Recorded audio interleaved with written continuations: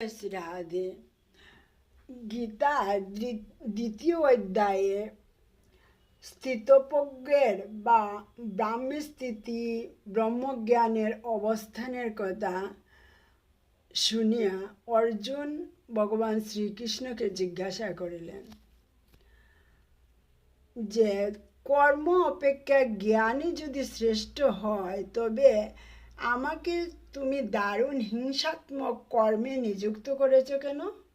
বস্তুত গীতাক্ত ধর্মে কর্ম ও জ্ঞান উভয়ই প্রয়োজন আছে ও উভয়ই সামঞ্জস্য আছে।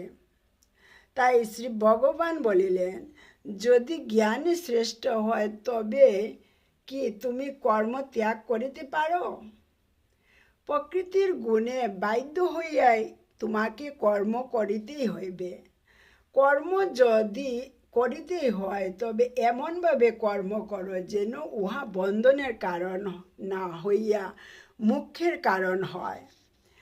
অজ্ঞান লোকে আসক্ত চিত্তে বিষয়ে কর্ম করে, সুতরাং তাদের কর্মের ফল হয় ভোগ। জ্ঞানীগণ অনাসক্ত চিত্তে লোক রক্ষার্থ কর্ম করে, তাদের কর্মই যোগ। নিষ্কাম কর্মের 3টি লক্ষণ মনে রাখিও। সর্বকর্ম ঈশ্বরে সমর্পণ, ফলাকাঙ্ক্ষা বর্জন, কর্তৃত্বাভিমান ত্যাগ। সুতরাং সর্বকর্ম আমাতে অর্পণ করিয়া ফলাকাঙ্ক্ষা মমত্ব বুদ্ধি বর্জনপূর্বক যুদ্ধ করো, স্বধর্ম পালন করো। স্বধর্ম অঙ্গহীন হইলেও পরধর্ম অপেক্ষা শ্রেষ্ঠ। লোকে বাসনার বশবর্তী হইয়া পাপ আচরণ করে, কামনাই সকল অনর্থের মূল, পরম শত্রু।